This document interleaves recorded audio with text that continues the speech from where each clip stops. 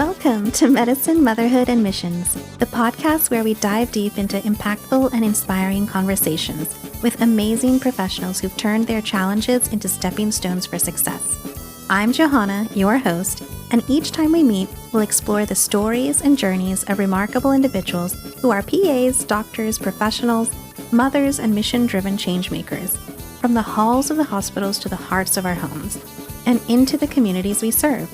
Join us as we uncover the challenges, triumphs, and everything in between and see life through each other's perspective. If you're seeking fulfillment in your career and life, I've got something special for you too. Download our free guide on how to be a fulfilled provider. It's packed with tips and insights to help you thrive while balancing the many hats you wear. And for all those parents out there dreaming big while raising little ones, check out Little Evie's Big Dreams children's book series, available now on Amazon. These heartwarming stories inspire kids to chase their own dreams, just like you're chasing yours. So grab your favorite cup of coffee or tea, settle in, and get ready for uplifting conversations that will leave you inspired and equipped to make a greater impact. Let's jump in. Hi friends, I'm so excited. I have with me today Marlene Waugh. She is an PA Anesthetist, over 12 years of experience in Atlanta, Georgia area. She also happens to be a friend of mine from college way back when.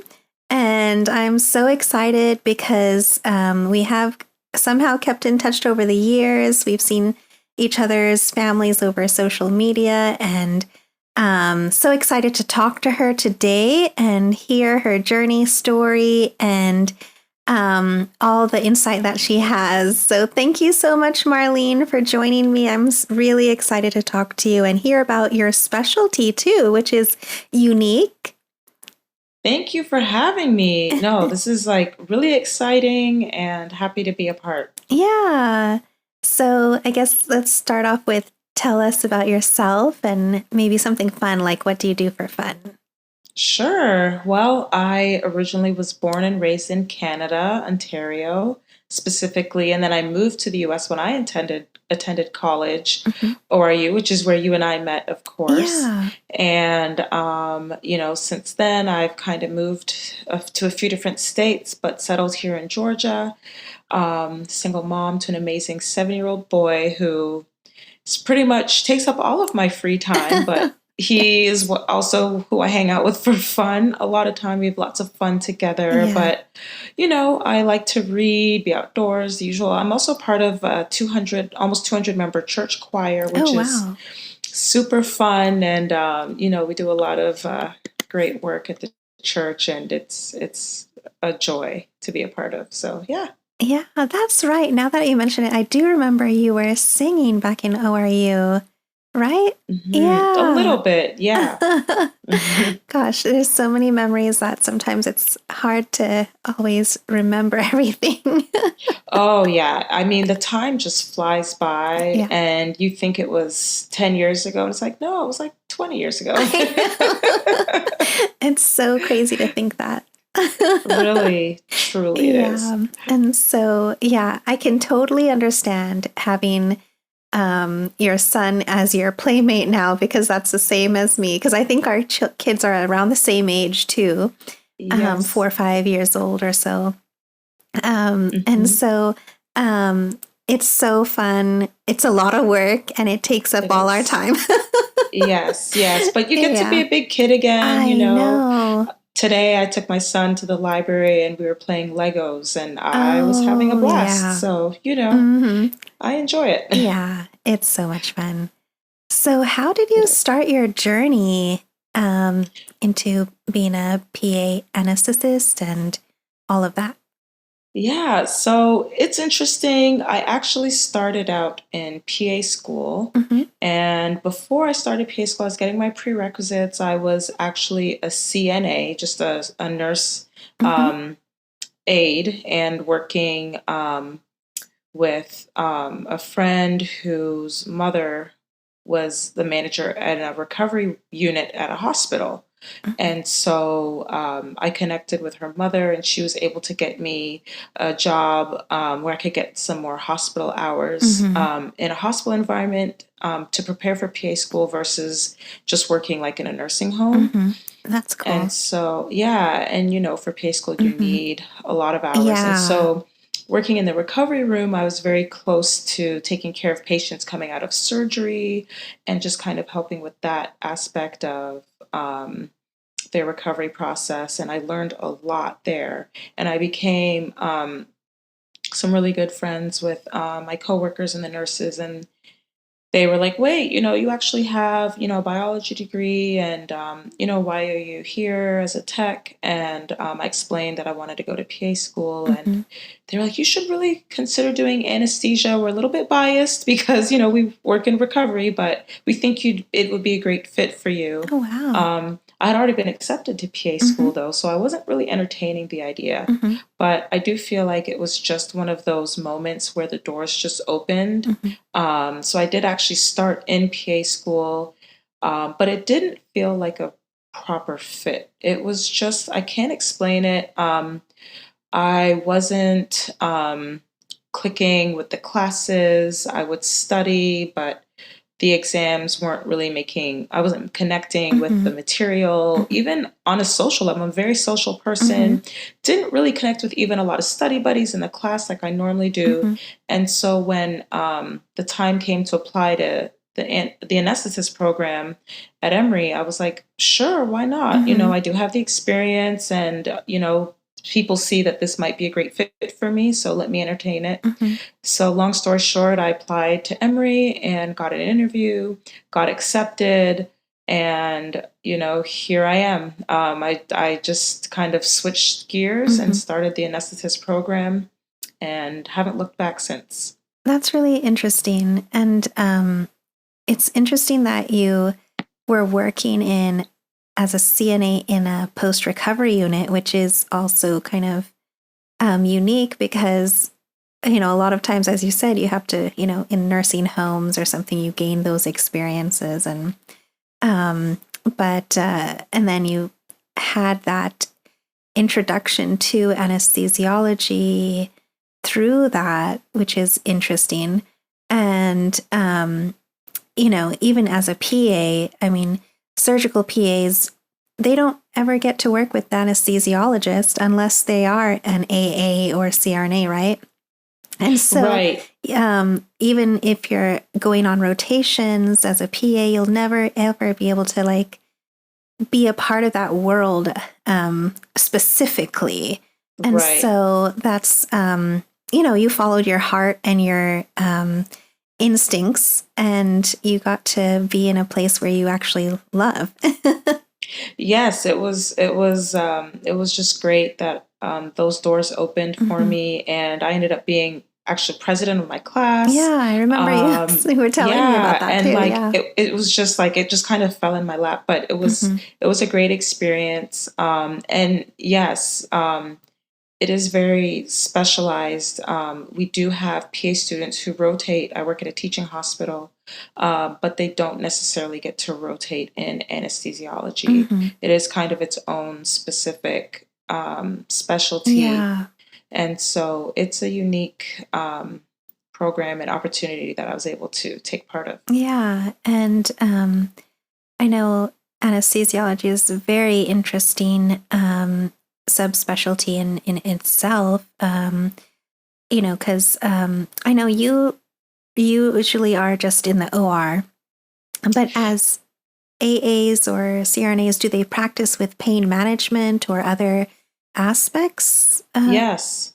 Yes. So it really depends on where you work, what facility you work at, and how everything is kind of set up, so to speak. So the first hospital where I worked, they did a lot of orthopedic surgeries, for example, and those patients do get a lot of pain blocks where they wouldn't, inject long-lasting numbing medication to the area that's going to be operated on or a joint that's going to be replaced. And so at some hospitals, we're trained on how to do those blocks, and we can do those before surgery. and not just orthopedic surgery, but it really many different specialties of surgeries. You can do those pain blocks before the patient has anesthesia, and it lowers their opioid needs and uses. And so that's something kind of preoperatively and we can even do it postoperatively if, it's just to help relieve their pain. So some places anesthetists can do those. Some places for labor and delivery. You can do epidurals or spinals for laboring patients or patients that are being prepared for a C-section. And there's many other areas in a hospital setting outside of just the operating room where we actually do anesthesia.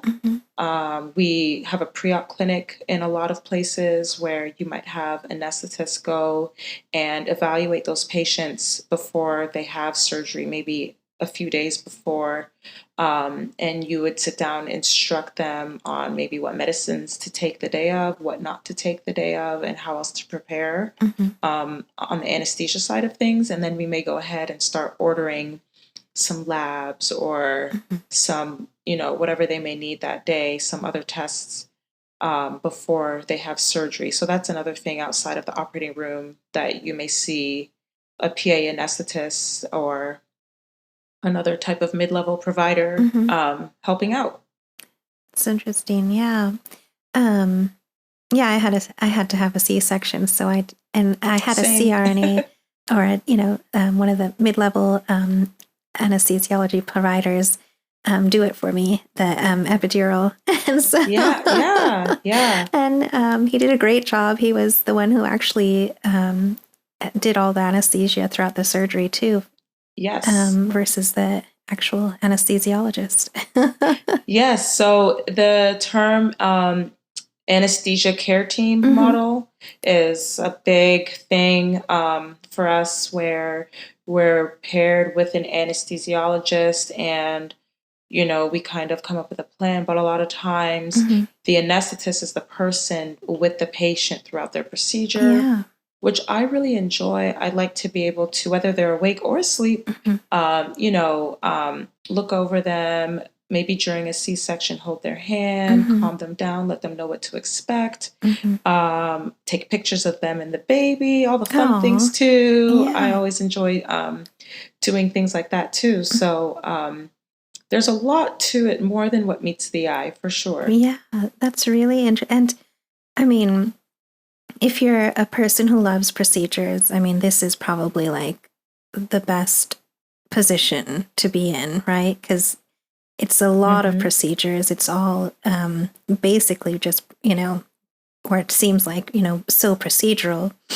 Yes. And then it seems really diverse too, because you were in ortho surgeries and, OB-GYN surgeries. Do you see like a variety of surgeries every day, or how are you used in a day-to-day?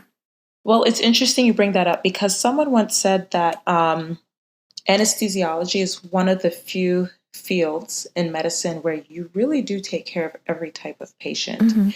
From, you might have a pediatric patient, you might even, I work at an adult hospital, but we still sometimes get a pediatric patient come through for whatever reason, or that we assist with.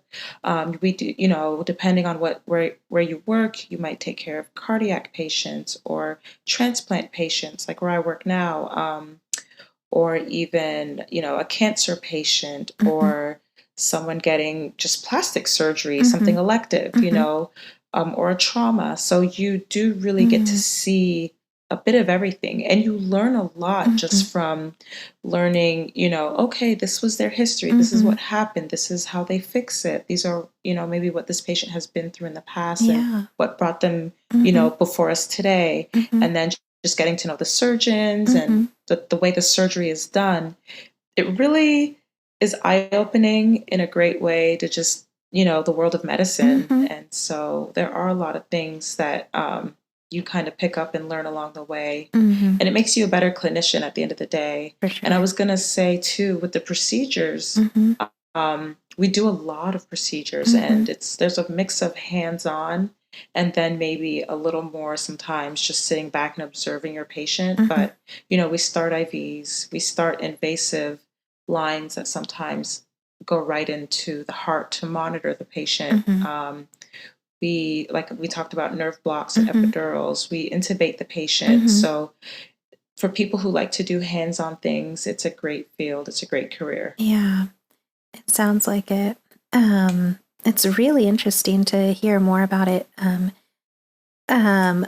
In particularly just how many diverse surgeries you get to be a part of just in your, day to day.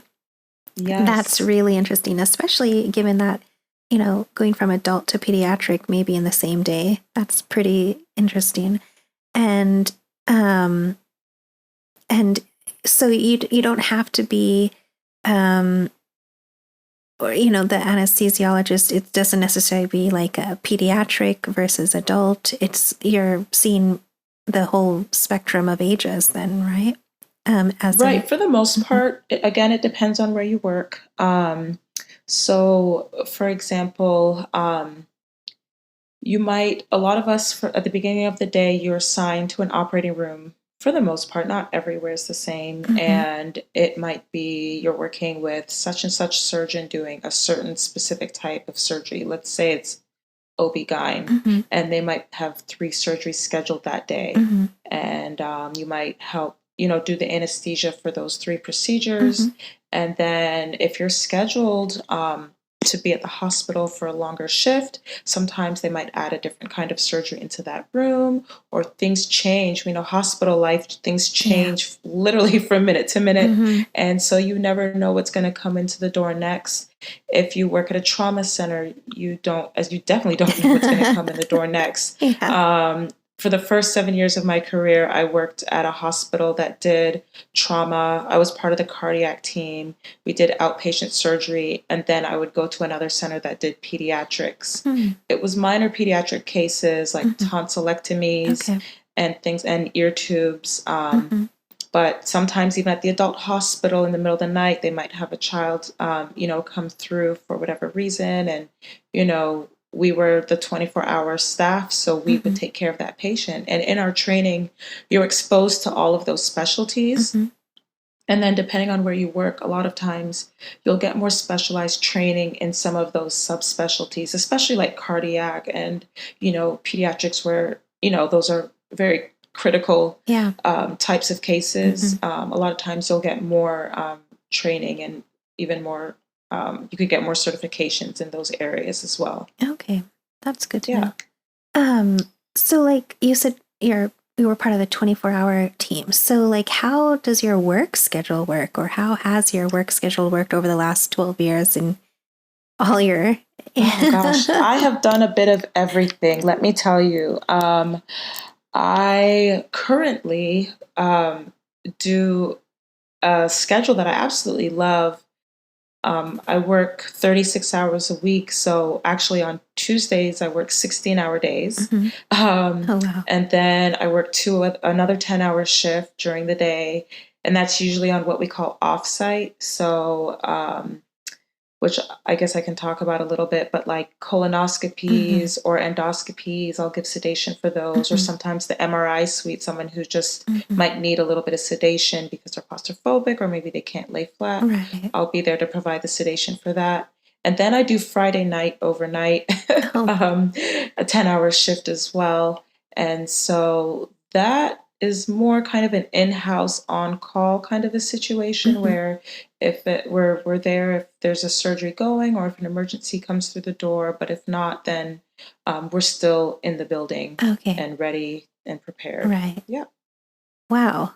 Those are long shifts. It is, but the time does go by. Yeah, especially if they're in surgeries and stuff like that. Right. And the paces are different. You could be, one thing you were saying, how when you had your C-section, the anesthetist was with you the whole time. So I might be in a surgery on a 16-hour day that may last half of the day or 4 or 5 hours. So depending on what kind of surgery is going on, I'm more so monitoring the patient, making sure they're doing well, making sure everything's looking good, the vitals, everything's going well with the surgery, but I might not actually be physically doing as much as I would be on maybe something like a trauma, or, the beginning and the ending of a surgery where you're putting the patient to sleep or waking them up. Mm-hmm.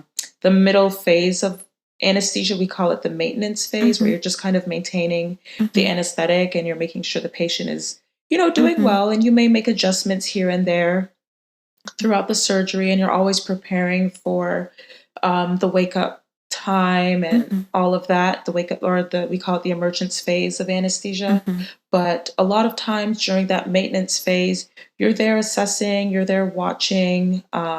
Our slogan is vigilance, which is being always watchful. Mm-hmm. That's kind of what we Mm-hmm. stand by. So it may not always be go, go, go. Mm-hmm. And that allows me to make it through the day. Mm-hmm. Yeah. Is those moments where I'm having, a patient, Yeah. it's a routine procedure. Mm-hmm. It's not super expending my energy as much. Right. Right. Yeah.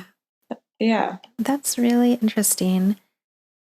You had also mentioned infectious disease as an interest. How has that Yeah. been incorporated into your current role or in your interest in? How did that happen? Sure. Yeah. So basically, what comes to my mind when I brought that up, the biggest thing was COVID. Oh, When COVID yeah. 19 Mm-hmm. hit, all of the surgery pretty much came to a halt in the hospital, Mm-hmm. unless it was, a Yeah. true emergency, truly Mm-hmm. life saving, definitely had to happen. So there was not a lot going on in the operating rooms during that time. Mm-hmm. But because as anesthesia providers, again, we take care of a lot of wide variety of patients, and we do a lot of critical um, care with our patients. Uh-huh. So we're familiar with adjusting drips. We're familiar with managing airways and ventilators Yeah. and things that happen in an ICU setting. Mm. Oh, So during COVID, we, at my hospital anyway, where I work, we were the ones intubating all of the COVID patients, mm-hmm. but also we were working 12-hour shifts in the COVID units day and night, helping Mm. to take care of those patients. And whenever, any extra assistance was needed with placing lines or adjusting any medications, we were there to kind of aid in that respect. Mm-hmm. So that was kind of one of the biggest things that maybe people wouldn't think about, but that was a huge role that we played during COVID. Yeah. That's really interesting. And wow, that's especially in those early days, it Yes. was always so just tense and Yes. uncertain, right? Because Right. it was so unknown. It was also just super scary in a way because Hmm. everyone was like just uncertain about how about a risk it would be getting it for each different individual based on their Right. risk factors, etc. But and so that's amazing that you did that and were part of that team, especially when it was in that like just critically intense uncertainty time frame to Yes. step up and do that. Um, what are some of the biggest challenges you face in your role and how do you handle them? Well, I would say I'll talk about the biggest responsibility that we have is really the anesthesia provider is the one that really watches over the patient while they're having their procedure or the surgery. So the proceduralist or the surgeon or whoever's operating, they're focused on what they're fixing, right? Mm-hmm. And so the anesthesia person is kind of the person we are doing everything from monitoring the vital signs all the way down to the patient's temperature. Mm-hmm. Larger surgeries, we monitor labs such as like maybe blood count, platelet count, pH, electrolytes, and we treat all of those as necessary. Mm-hmm. And so the biggest challenge comes, especially when you have like a really critical patient, say a trauma that just came in, or someone who just needs this like life-saving procedure right now, Mm-hmm. and there might be many things at the same time that we're focused on. Do we have enough lines and IVs in this Mhm. patient that we can give them blood? Do we have the medications that we need? Mhm. Enough for coming. Maybe we have to call pharmacy and coordinate with them. Mhm. And then maybe we're also drawing blood gases and labs and sending those down and making sure that, those numbers are improving Mhm. while the surgeon is on the other side, maybe communicating with us like, hey, we're going to lose a lot of blood, or Mhm. we're, whatever the case may be, we're just working many different factors all at the same time. Yeah. And that is why I appreciate being an anesthesia PA, Mhm. because the anesthesiologist is also there. Mhm. We work together. We're an extra set of hands to Mhm. really help out and prioritize what's the most important thing at that moment, and just really save a life. Yeah. And there's many times at the end of the day, it's like, okay, this patient looks a lot better than when they came in, Right. and we can take them back to their families on the unit. Mhm. And hopefully they'll continue to do well and improve. Yeah. That's really amazing. It's like, because sometimes you think of anesthesiology and you just think of the anesthesiologist just sitting and, Yes. during the surgery. But I love how, you're bringing to light just how the critical care aspect Mhm. and, emergency role that you guys also play, um, in these big trauma surgeries, ICU settings, critical care settings. It's really interesting. Um, and I'm really intrigued by it all because, I worked in like hospital medicine, internal medicine. Mhm. And so it's like a total difference because although we, do see ICU patients and things like that, but we're more like, let's sit down and see what's going on in all the details of the patient's labs Mhm. and everything else, And so Yeah, it's but more like, yeah. no, I was going to say that's great because you're the notes that we read. Like, okay, what's the history with this patient? What brought them here to this point now? Mhm. If we have time to look through the chart and say, okay, I actually had a patient. Um, he had an infection. I want to say it was necrotizing fasciitis, Mhm. but he was a younger patient, and I was looking like what brought him to this place, Mhm. and I looked from his previous. Well, he was sent to our hospital from another hospital, Mhm. and I was looking at the notes, and I saw that his blood sugar was like the highest blood glucose I'd ever seen in my career. And just to see, looking at the hospitalist notes from wherever he was before, Mhm. and how they kind of managed him, and how his numbers came down, and how things kind of brought him to this place, and Mhm. still unfortunately, but Yeah. where he was to where he's today, it kind of Mhm. gives you that big picture. Yeah. Because as much as I love anesthesia, we get this like window of Mm. their care. We Right. don't get to see always the big picture. Mhm. And so we do a lot of looking through the chart, digging through the notes, Mhm. putting the pieces together and making sure that we're not missing anything when Mhm. they're in the operating room with us. Yeah. So that is huge. Yeah. Especially for those trauma patients where you don't really know what their underlying issues or past medical history is. That's, Absolutely. Absolutely. I mhm. mean, they come in, they don't even have a name. Yeah. It's almost like the hurricane names, how, every Mhm. tropical storm has a different, that's how they come to the hospital, Yeah. not even with a name. And Mhm. so you are literally taking care of someone you know nothing about. But I'm like, Mhm. oh, well, if they were in the hospital maybe last year or last month, then you Mhm. can kind of put some pieces together, Yeah. which is very helpful. Mm. Yeah. Are there any specific um, experiences or areas with anesthesia that you find most interesting? Um, it's interesting because that's a good question. I was going to say, so when I was first researching, like, should I apply to the anesthesia program? Mhm. Um, what's going to make it so different from a PA? Whereas I Mm-hmm. love the fact that as a PA, you have so many options of what to specialize Mm-hmm. in. And I was a little nervous about putting all my eggs in one basket, Right. like, is this something that I'm going to enjoy Mm-hmm. for my whole career? Mm-hmm. It's such a large investment. So, and I had read on some message boards that it's boring and things like that, because all you do is you put your patient to sleep, and Oh so my you don't get goodness. to interact. But I actually love Mm-hmm. getting to know my patients, in the morning when I see them or before I take them back to the operating room. Mm-hmm. And whatever, they might have some concerns or questions or fears, and I play a role in getting to alleviate that. Mm-hmm. And that really makes my day. It's just nice to be able to know that you're helping someone in that way before they're Mm-hmm. getting their medical care. And,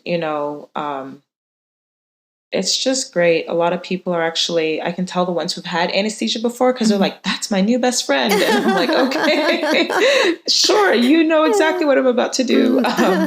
And so, that gives me joy. Mm-hmm. But otherwise, I love the diversity in anesthesia, being able to maybe help out with a transplant on one end, or maybe help with someone who's donating an organ on the other end. Mm-hmm. And um, you know, different things that we consider with those patients, Mm-hmm.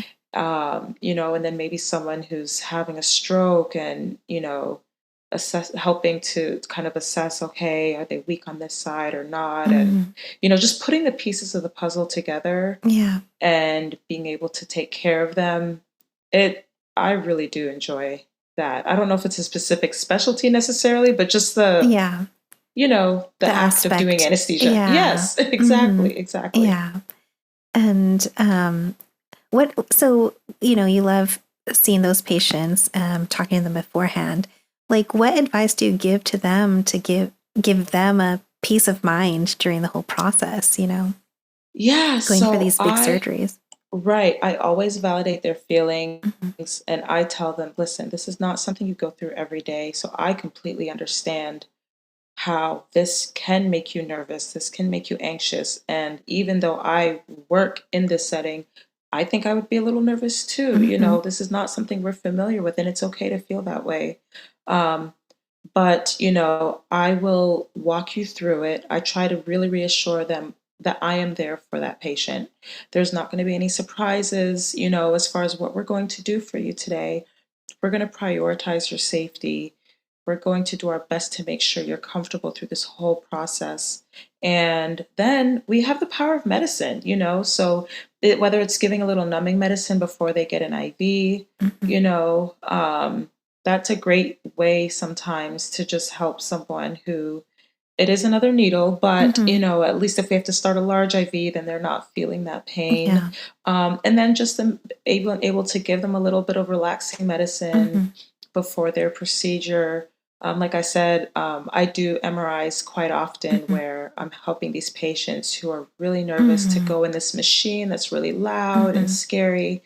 And I just try my best to reassure them, we're going to make sure that you're feeling nice and happy once we Yeah. roll you in that machine, and a lot of them, they say thank you at the end. I Yeah. would not have been able to get through this, and I need this exam to know what next steps are in my care Right. without you being here to help me. So, Yeah.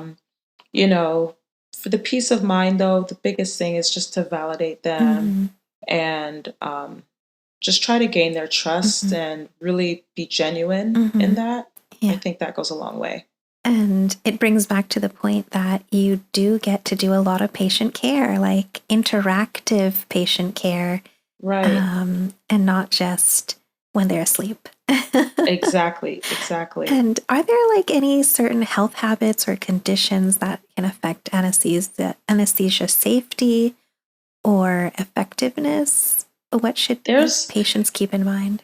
Yes, so there are a lot. Yeah. We in our training, you pretty much go through every system of the body Mm-hmm. and talk about those different types of patients, what medicines are they on? How could those affect what we do for them? Mm-hmm. Or how could they interact with our medicine? So Mm-hmm. a few things that I would specifically talk about, like someone, first of all, like conditions wise, someone who has like maybe heart failure or certain heart conditions that can affect the circulation time of the medicines we give, for example. Mm-hmm. So if we're putting a patient to sleep who may have congestive heart failure and kind of a slower circulation time, Mm-hmm. we know to be gentle with them, be patient. We're so used to our medicines working instantaneously, Mm-hmm. but with those patients, you don't want to rush because then Mm-hmm. it could Yeah. catch up with them later on. Mm-hmm. So we take our time with those patients. People who have certain lung conditions, it can Mm-hmm. affect our ability to easily ventilate those patients. Mm-hmm. And so we also want to be aware of that beforehand, and that might allow us to be thinking about, okay, we're going to do these different type of ventilator settings, or maybe give them albuterol, like a puffer or something, up front if they have asthma or something like that. Also, someone who's chronic pain or takes certain medicines, even certain like seizure medicines, they metabolize other medicines faster that we give and that we Mm-hmm. use. And so we would expect to have to give those patients more. Mm-hmm. And so I always tell people the best thing is to be honest with your provider about what you take, Mm-hmm. even any recreational medicines or drugs that you may use. Mm-hmm. There's no shame at this point. It's important to be honest because it's all to allow us to take the best care of you that we actually can. Yeah. Of course, we discourage smoking. We do see a lot of patients who may have lung issues Mm-hmm. related to that and heart issues related to that Mm-hmm. as well. And so those conditions that can affect the safety side of it. Mm-hmm. We are big on telling patients not to eat or drink anything so many hours before surgery, Mm-hmm. even though that's not really condition. If a patient's not truthful about it, it could cause severe problems once we put them to sleep. Mm-hmm. So we just want patients to be honest with us. Another thing I'd say is obesity, is a problem in the United States with a lot of patient populations, and it can really affect sometimes um, ventilating a patient effectively, the medicines that we give them, and helping them to breathe properly. Mm-hmm. It makes it a little difficult. So we always encourage health and wellness. And I'm not talking, someone who's genetically predisposed or someone who's slightly overweight, but someone who may just really it affects wound healing. It Mm-hmm. affects the surgeon's ability, if they're doing a laparoscopic, to insufflate and things Mm-hmm. like that. And so that is one of the biggest factors that we look at is a patient's like, height and weight. And we do have guidelines. Okay, everything's pretty much weight based Mm-hmm. for the most part as far as medicines are Mm-hmm. concerned. So we do adjust according to that, but then there's some medicines and some things that we titrate to ideal body weight, and sometimes there's a huge difference between both. Mm-hmm. So then it's like, okay, what's the best for this patient, Mm-hmm. especially if they have other health conditions Mm-hmm. on top of that, diabetes or high blood pressure, things of that nature. So we do try to encourage everyone to be in their best health, be honest, and let us know anything that you have going on clinically. Yeah. That's really important. Be honest. Yes, that's Yeah. probably In the any, biggest thing. Even if yeah. you've never been to a doctor, Mm-hmm. let us know that. Yeah. Yeah. I mean, in general, in medicine, because otherwise, how do you treat a patient effectively if there is no trust or honesty? Right. Yeah. But so some different type of question going into like, did you have a role model or a mentor or a book that has impacted your life? And what did you learn from them or it? I will say it's hard to say. I narrow it down to one specific Mm-hmm. person. My mother really, really, she immigrated from Jamaica to Canada by herself basically and raised myself and my siblings. Mm-hmm. And so she really pushed us to strive for the best. She used to make us read books written by other doctors, actually. Wow.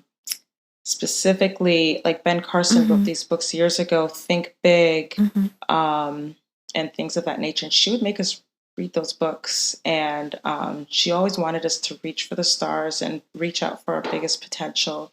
And I really think that opened my eyes as growing up, just knowing like the world is mine. I think that's actually what motivated me to even move to the United States when I graduated from high school, because I was like, I can do whatever I want right now, and it's okay. Like, not in a bad way, but I don't have to limit myself to whatever. And I really like learning about the human body. And I was like, I'm going to go in that direction and see where it takes me. I'm going to study biology and see where it takes me, And so I would definitely have to give credit to my mom. And I would say one of the nurses that I worked with when I did work at the hospital in the recovery unit, she really would pull me aside, introduce me to other anesthetists and say, you can be like them. You really can, and if you don't be shy, ask questions.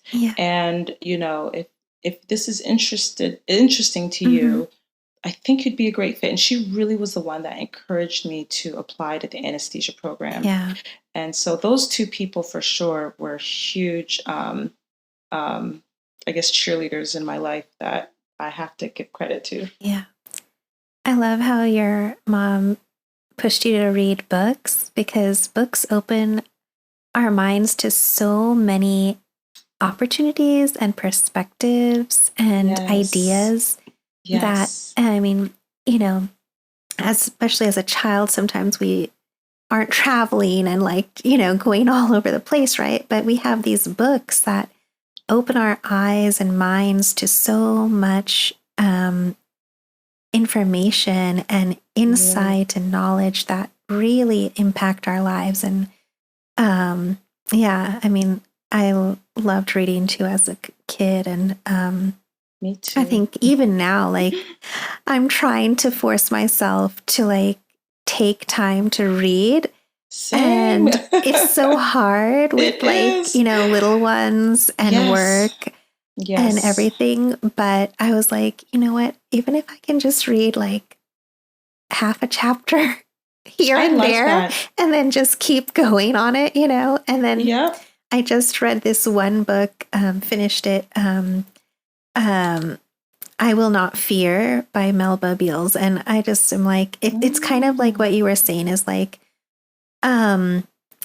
don't let, others limit you, or, the world is your oyster, so to speak, you fight for what you want, in life. And sometimes you have to, because no one else will for you. Yes. And so it's important to always, know that there are opportunities. You can fight for it. You can, what you dream, you go after, and, not everyone else will fight for it for you. Right. And as long as you take those steps in your journey to keep moving forward. And so just like you, bravely, little high school student moved to a different country, which in a way I did too, because we were in Sri Lanka at the time and moved to ORU, for college, and did we meet in the international students, or I don't know? I was wondering the same thing. Somehow, I think so. Somewhere along the way, between that and so many different sciences, and then friend groups that always overlap at ORU. So right. Everyone's connected in many ways. Exactly. Yes. And so how do you keep your career from feeling stagnant? So for me, variety, I do enjoy the variety, and I change it up, I will say for me, even my schedule, a variety of schedules, some because of being a mother and my son, Mm-hmm. when he was in daycare versus when he's in elementary school or whatever the case may be. But um, the nature of my career anyway has a lot of variety. So it does allow me to change, one day doing one type of surgery Mm-hmm. to another day doing maybe just helping out with a different kind of procedure. Mm-hmm. We have these roles at my hospital where sometimes I just come in and everybody does it a little bit where you float and it's just going around giving breaks. Mm-hmm. And, you get to kind of see a little bit of everything. You get to talk to your coworkers. You get to see what's going on in operating room number 5. And Mm-hmm. maybe they might need an extra hand with an Mm-hmm. ICU transport later on. Mm-hmm. And then maybe operating room number, whatever, they are doing a big neurosurgery. They might need help going to sleep in a few minutes. Mm-hmm. And so I can lend an extra hand, and I might not be one-on-one with one patient. Mm-hmm. But for me, that's still variety. Mm-hmm. And I enjoy doing that and helping my coworkers. Mm-hmm.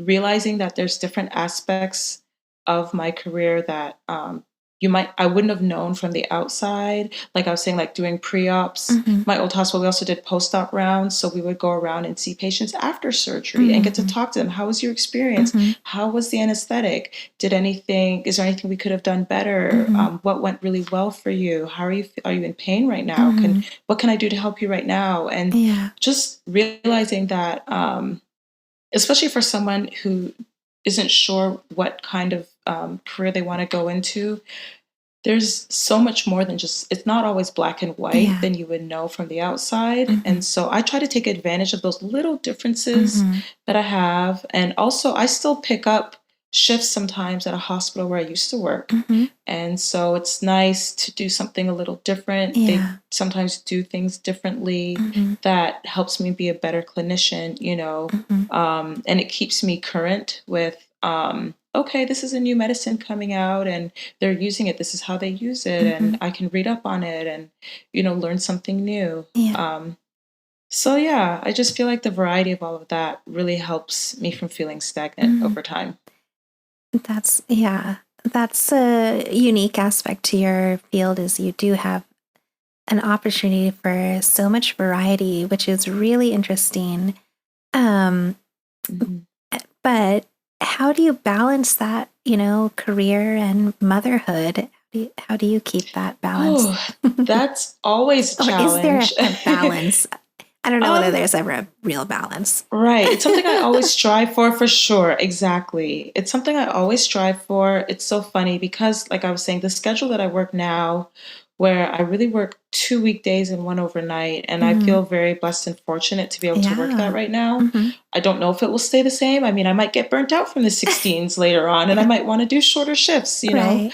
I used to do shorter shifts, and then that was hard because I'm like, okay, the minute I drop him off, I get my son, and then I don't have me time, Yeah. and so at least, I Mhm. don't have, or daytime to run errands. But Right. anyway, Yeah. it was so funny. So last year I started doing this schedule, and I was able to chaperone some of my son's field trips a lot more, which I was so excited Oh, about. yeah. And he said, "Mom, but what if you get called into work?" And I was like, because we do take call, not very Right. much call, luckily, at the hospital that I work at, but we do take some call. But, he was not used to me being available Yeah.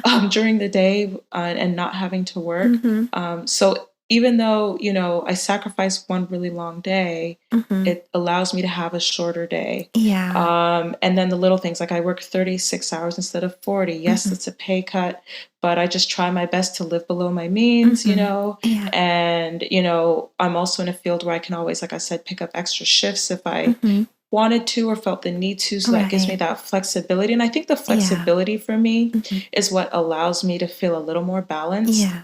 And then I don't sometimes, like some of my coworkers choose to work weekends so they can have more days off during the week. One of my really good friends who's an anesthetist works overnight and homeschools her kids during the day. Oh, wow. She is a super mom to me. And Yeah. I am just like, we look at each other and at the same time we say, "I don't know how you do it." And I'm like, "Girl, you work all night and then you homeschool." And That's she's like, "Well, you work amazing. these long shifts and you work overnight too. And you switch from day to night." And, Yeah. I think we just have a certain amount of grace Mhm. to be able to, to balance it as best as we can, Yeah. Yeah. Is that so? Speaking of grace, what would your advice be to moms who may feel mom guilt? That's a really good question too, because I still feel mom guilt. I feel like Mm-hmm. all of the time, am I spending enough time with my son? Mm-hmm. The years go by so Mm-hmm. fast. But I take a step back and I look at the big picture. Mm-hmm. My son is happy. Mm-hmm. He is alive. He ate a meal. It Yeah. may not be what I had planned for him to eat some nights, but he ate. Yeah. And, I think my child is very, smart Yeah. and witty. And Mm-hmm. I realize, you know what? That's not so bad. Sometimes I think as mothers, we get so detail oriented Mm-hmm. as women, Oh, we for tend to sure. be like that. Mm-hmm. And, if you take a big step back and say, you know what? Even if your child isn't having the best day, if you're not having the best day, you look at the big picture. Well, at night they still give you a hug and kiss. They Yeah. still love you, Mm-hmm. even if they didn't see your best self. Yeah. Or you can look back and say, you know what, they're going to sleep and they're getting some good rest, and I know tomorrow will be a new day, and Mm-hmm. we can learn from this experience. But we're still together. Yeah. We're still a family, Mm-hmm. and I'm blessed to have this little child Yeah. that I'm, so Mm-hmm. blessed to call their mother. I And know. so Mm-hmm. it's just, I try to take those moments and realize the little things, Mm-hmm. they don't even remember half of the time. We don't remember half of the time. And it's really Yeah. going to be okay, Yeah. Yeah. Exactly. And I did want to ask you one other question about what do you think makes us get burned out? That's a good question too. And it goes back to the Yeah. balance. I think lack of balance with Mm-hmm. between our career and our personal life and all of our other obligations. I'm not married, but I know, Mm-hmm. um, a wife and a daughter and a sister and being a good friend, all of these Mm-hmm. things that we do, and being in medicine, your career is it can be physically demanding, it can be emotionally demanding, it can be mentally demanding. Mm-hmm.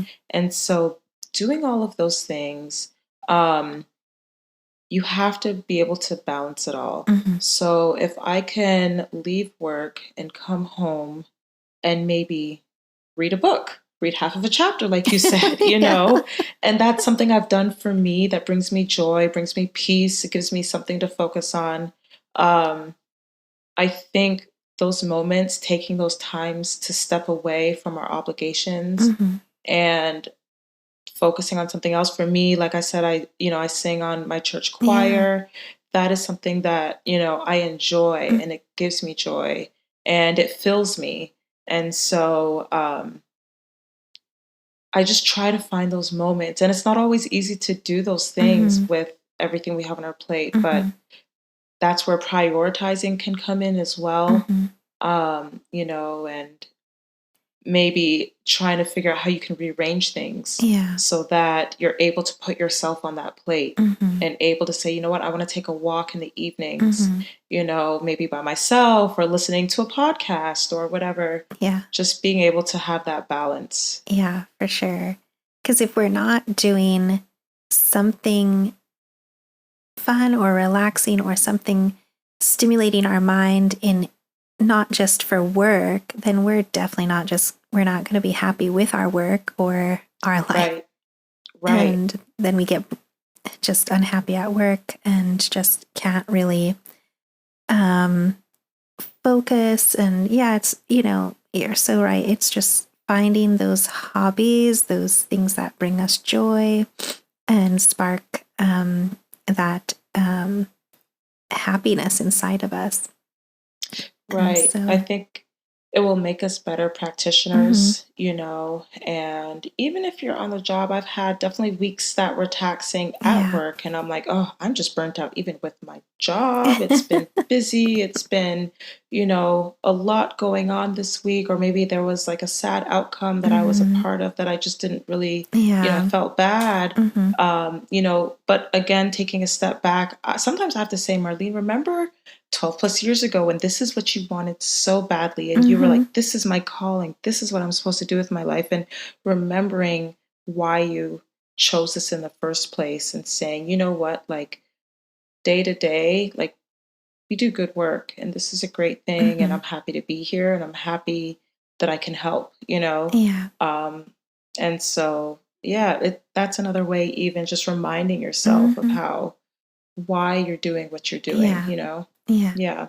Yeah. It's funny. I was in a bookstore the other day and I saw this little, these plaques or words, they have all these new things that you can put on your wall or your desk that has like sayings and stuff. And it was like, Mm. I remember these are the things that I had prayed for so many times, so many years ago, or something Mm. along the lines of that, I remember that I should be grateful for this is what I had prayed for, so Yeah. long ago. Yes. Right. Like, you remember you asked for this. And Right. so, that gratefulness is always important. It is. Yeah. It And is. so, Yep. what last words of encouragement would you leave for us? Okay. I would say, again, I think the biggest takeaway for me is just, balancing what's the most important, to you, maybe at this phase, maybe not forever, but right now, or always like going back and looking, what's important in life to you? Mm-hmm. Are you, does this fulfill you? Is this what you Mm-hmm. feel like your purpose is, your calling is? Or, if being a mother is your priority, that's okay. You know, Mm-hmm. it's okay to make that time for your Yeah. child and be unapologetic about it. And you can still do Mm-hmm. that and be a good practitioner as well. Mm-hmm. There's nothing wrong with that. Yeah. But, finding a way to make that happen, Mm-hmm. um, it can be done. It might be a process and it may not always be easy, Mm-hmm.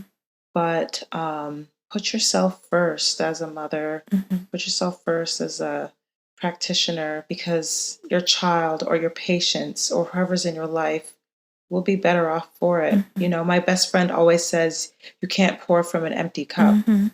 And so making sure your cup is filled in whatever way that looks like, Yeah. that it's an act to do that. You have to Mm-hmm.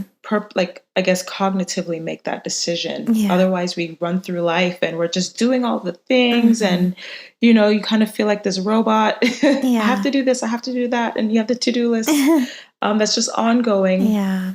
But put yourself on that to-do list, Mm-hmm. in whatever way that you're able to, and hopefully that will make a difference too. Yeah. Thank you so much, Marlene. I really enjoyed chatting with you again, and I know that this conversation is going to spark hope in a lot of people. And it was great to hear your specialty of being a PA anesthetist and more information about that. So thank you so much for your time. I appreciate it. And I hope you all enjoyed this episode. Thank you so much for listening. I pray that you spark hope in your communities, in your families, and wherever you may be. Thank you so much. Thank you. See you next time. Thank you for joining us on this episode of Medicine, Motherhood, Missions. We hope you found inspiration, insight, and a sense of connection in the stories we shared today. If you've enjoyed today's episode, be sure to subscribe and leave us a review. Your feedback helps us reach more listeners like you. Follow us on Instagram for updates, free downloads, and to join a community of like-minded individuals passionate about making a difference through medicine, motherhood, and mission work. Remember, you're not alone in this journey. Until next time, keep sparking hope, keep healing, keep nurturing, and keep making a difference. This is Johanna signing off from Medicine, Motherhood, Missions. The medical opinions expressed on this podcast are for the informational purposes only and should not be considered as medical advice. Always consult a licensed healthcare provider for personal medical questions or concerns. The views expressed by guests are their own and do not necessarily reflect those of the podcast host.